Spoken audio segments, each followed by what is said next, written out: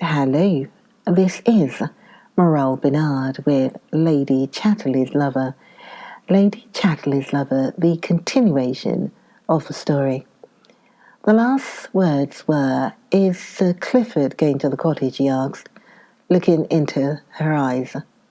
"No, only to the well." "Ah, good. Then I can keep out of sight, but I shall see you tonight. I shall wait for you at the park gate about 10. He looked again, direct into her eyes.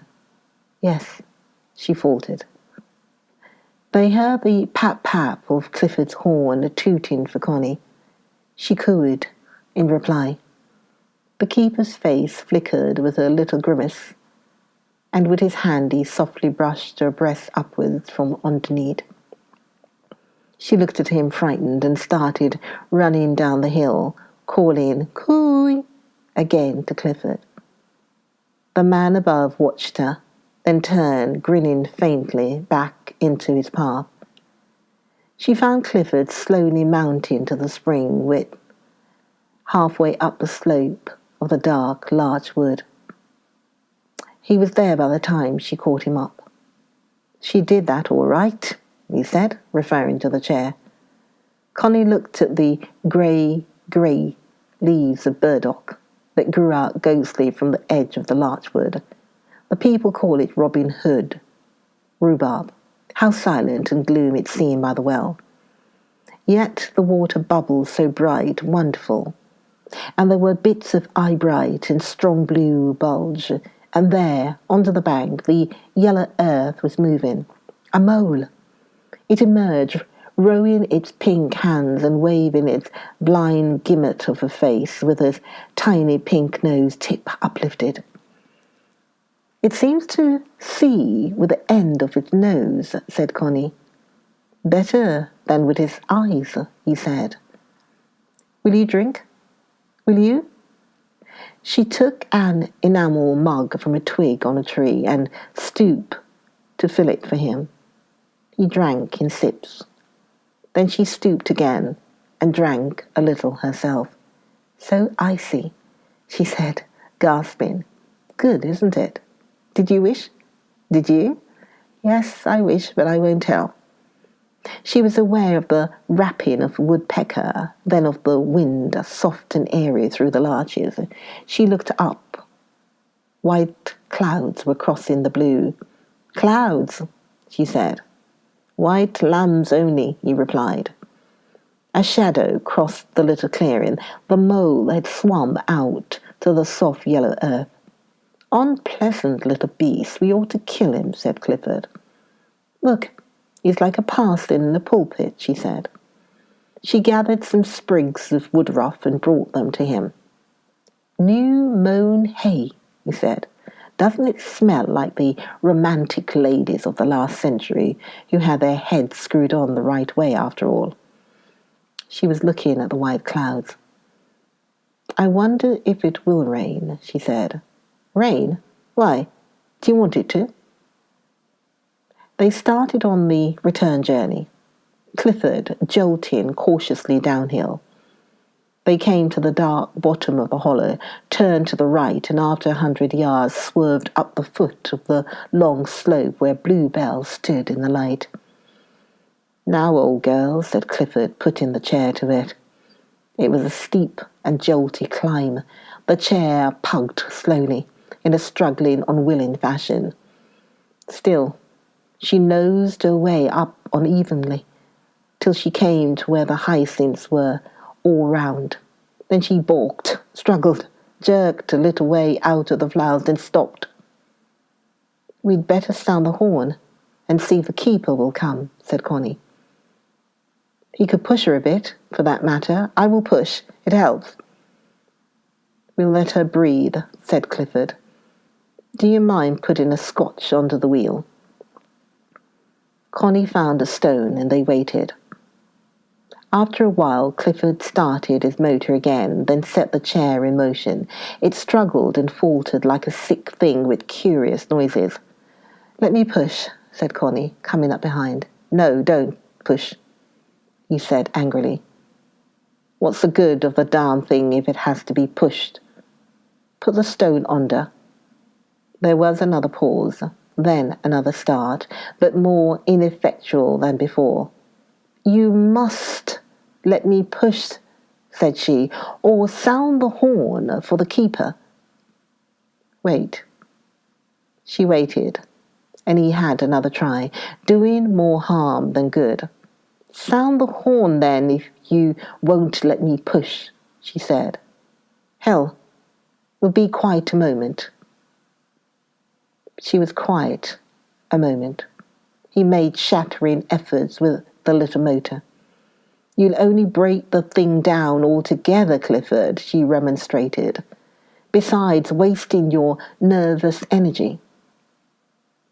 If I could only get out and look at the darn thing, he said, exasperated. And he sounded the horn stridently. Perhaps Mellors can see what's wrong. They waited, among the mashed flowers under a sky softly curdling with cloud. In the silence, a wood pigeon began to coo-roo-hoo-roo. Clifford shut her up with a blast on the horn. The keeper appeared directly, striding inquiringly round the corner. He saluted. Do you know anything about motors? Asked Clifford sharply. I'm afraid I don't. Has she gone wrong? Apparently, snapped Clifford. The man crouched solicitously by the wheel and peered at the little engine. I'm afraid I don't know at all about these mechanical things, Sir Clifford, he said calmly. If she has enough petrol and oil, just look carefully and see if you can see anything broken, snapped Clifford. The man laid his gun against a tree, took off his coat and threw it beside it. The brown dog sat guard. Then he sat down on his heels and peered under the chair, poking with his finger at the greasy little engine, and resenting the grease marks on his clean Sunday shirt. Doesn't seem anything broken, he said, and he stood up, pushing back his hat from his forehead, rubbing his brow, and apparently studying. Have you looked at the rods underneath? Asked Clifford. See if they are all right. The man lay flat on his stomach on the floor, his neck pressed back, wriggling under the engine and poking with his finger. Connie thought what a pathetic sort of a thing a man was, feeble and small-looking when he was lying on his belly on the big earth. Seems all right as far as I can see, came his muffled voice. I don't suppose you can do anything, said Clifford. Seems as if I can't. And he scrambled up and sat on his heels, collier fashion. There's certainly nothing obviously broken. Clifford started his engine, then put her in gear. She would not move. Run her a bit hard like, suggested the keeper. Clifford resented the interference, but he made his engine buzz like a blue bottle. Then she coughed and snarled and seemed to go better. Sounds as if she'd come clear, said Mellors. But Clifford had already jerked her into gear. She gave a sick lurch and ebbed weakly forward. If I give her a push, she'll do it, said the keeper, going behind. Keep off, snapped Clifford. She'll do it by herself.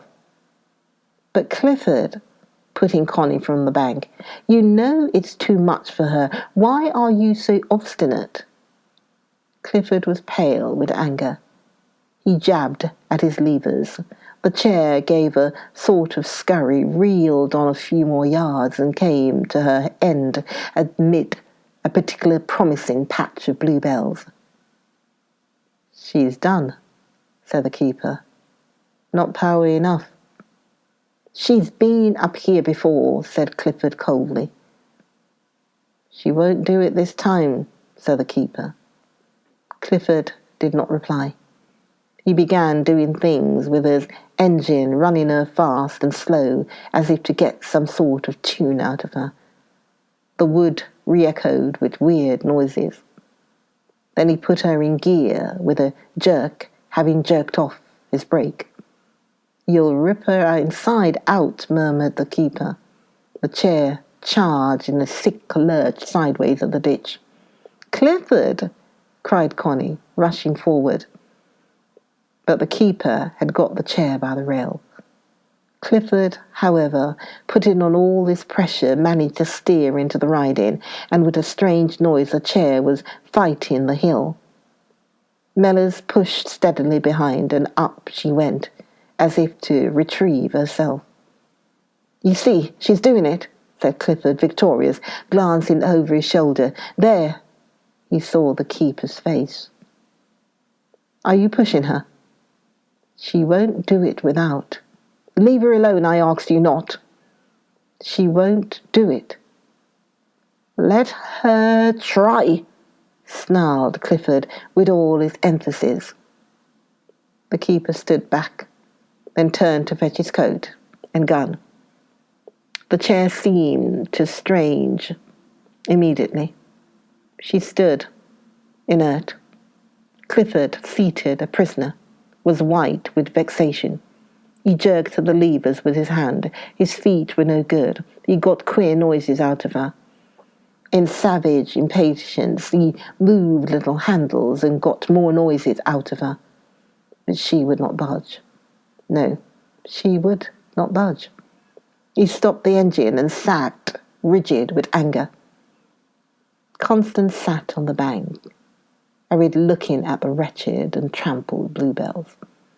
Nothing quite so lovely as an English spring. I can do my share of ruining. What we need to take up now is whips, not swords. The ruling classes. The keeper strode up with his coat and gun. Flossie cautiously at his heels. Clifford asked the man to do something or other to the engine. Connie, who understood nothing at all of the technicalities of motors, and who had had experienced a breakdown, sat patiently on the bank as if she were a cipher. The keeper lay on his stomach again. The ruling classes and the serving classes. He got to his feet and said patiently, "Try her again, then." He spoke in a quiet voice, almost as if to a child. Clifford tried her, and Mellors stepped quickly behind and began to push. She was going. The engine doing about half the work, the man the rest. Clifford glanced round, yellow with anger. "Will you get off her there?" The keeper dropped his hold at once, and Clifford added, "How shall I know what she is doing?" The man put his gun down and began to pull on his coat. He done. The chair began slowly to run backwards. "Clifford, your brake!" cried Connie. She, Mellors, and Clifford moved at once.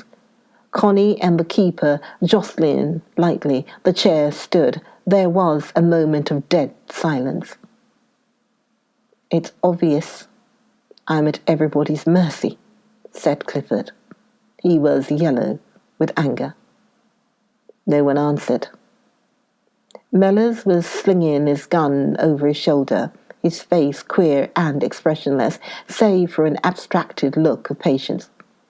The dog Flossie, standing on guard almost between her master's leg, moved uneasily, eyeing the chair with great suspicion and dislike, and very much perplexed between the three human beings. The tableau vivant remained set among the squash bluebells, nobody preferring a word. "I expect she'll have to be pushed," said Clifford at last, with an affectation of sang-froid. No answer. Mellors' abstracted face looked as if he had heard nothing. Connie glanced anxiously at him. Clifford, too, glanced round. "Do you mind pushing her home, Mellors?" he said, in a cool, superior tone. "I hope I have said nothing to offend you," he added in a tone of dislike. "Nothing at all," said Clifford. Do you want me to push that chair? If you please. The man stepped up to it, but this time it was without effect. The brake was jammed.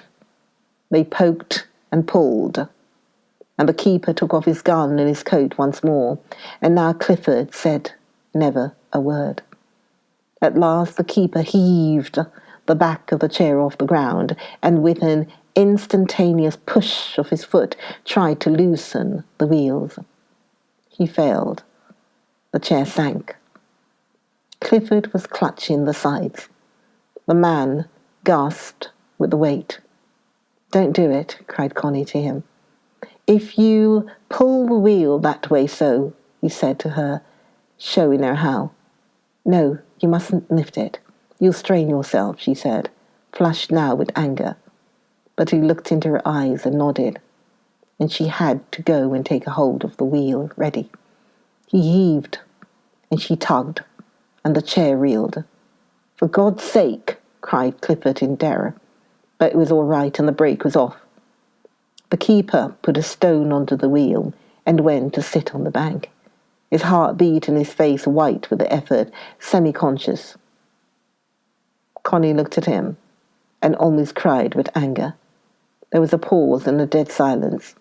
She saw his hands trembling on his thighs. "Have you hurt yourself?" she asked, going to him. No. He turned away almost angrily. There was dead silence. The back of Clifford's fair head did not move. Even the dog stood motionless. The sky had clouded over. At last he sighed and blew his nose on his red handkerchief. "That pneumonia took a lot out of me," he said. No one answered. Connie calculated the amount of strength it must have taken to heave up that chair and the bulky Clifford. Too much, far too much. If it hadn't killed him. He rose and again picked up his coat, slinging it through the handle of the chair. "Are you ready then, Sir Clifford?" "When you are." He stopped and took out the scotch, then put his weight against the chair. He was paler than Connie had ever seen him, and more absent. Clifford was a heavy man, and the hill was steep. Connie stepped to the keeper's side. "I'm going to push too," she said, and she began to shove with a woman's turbulent energy of anger. The chair went faster. Clifford looked round. "Is that necessary?" he said. "Very. Do you want to kill the man? If you'd let the motor work while it would." But she did not finish.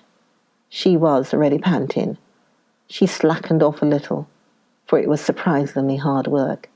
"Hey, slower," said the man at her side with a faint smile of his eyes. "Are you sure you've not hurt yourself?" she said fiercely. He shook his head. She looked at his smallish, short, alive hand, browned by the weather. It was the hand that caressed her. She had never even looked at it before. It seemed so still, like him, with a curious inward stillness that made her want to clutch it, as if she could not reach it. All her soul suddenly swept towards him. He was so silent and out of reach. And he felt his limbs revive. Shoving with his left hand, he had laid his right on her round, white wrist, softly enfolding her wrist with a caress. And the flame of strength went down his back and his loins, reviving him, and she bent suddenly and kissed his hand. Meanwhile, the back of Clifford's head was held sleek and motionless just in front of them. At the top of the hill they rested, and Connie was glad to let go. She had had fugitive dreams of friendship between these two men, one her husband, the other the father of her child. Now she saw the screaming absurdity of her dreams. The two males were as hostile as fire and water. They mutually exterminated one another, and she realized for the first time what a queer, subtle thing hate is. For the first time, she had consciously and definitely hated Clifford with vivid hate, as if he ought to be obliterated from the face of the earth. And it was strange how free and full of life it made her feel to hate him and to admit it fully to herself. Now I've hated him. I shall never be able to go on living with him, came the thought into her mind. On the level, the keeper could push the chair alone.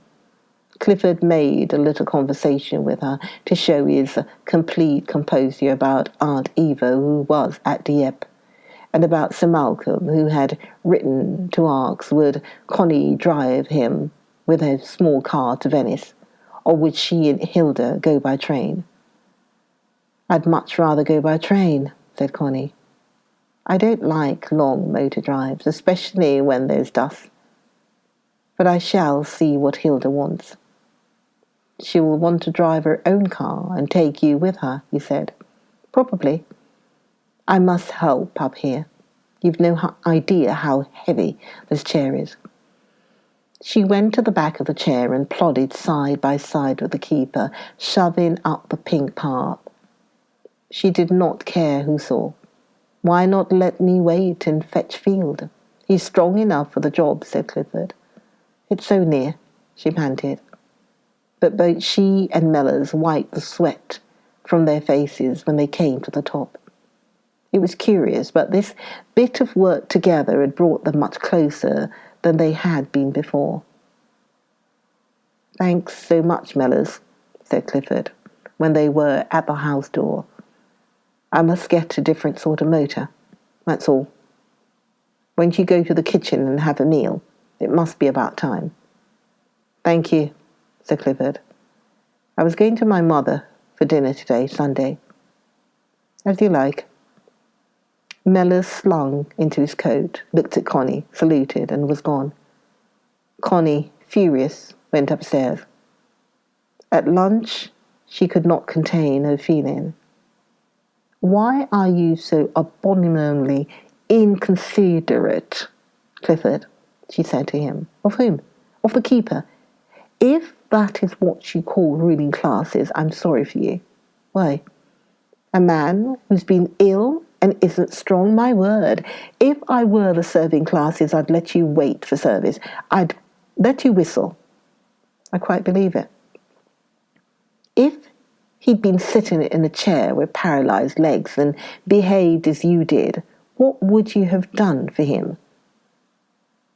"My dear Evangelist, this confusing of persons and personalities is in bad taste, and your nasty, sterile want of common sympathy is in the worst taste imaginable. Noblesse oblige.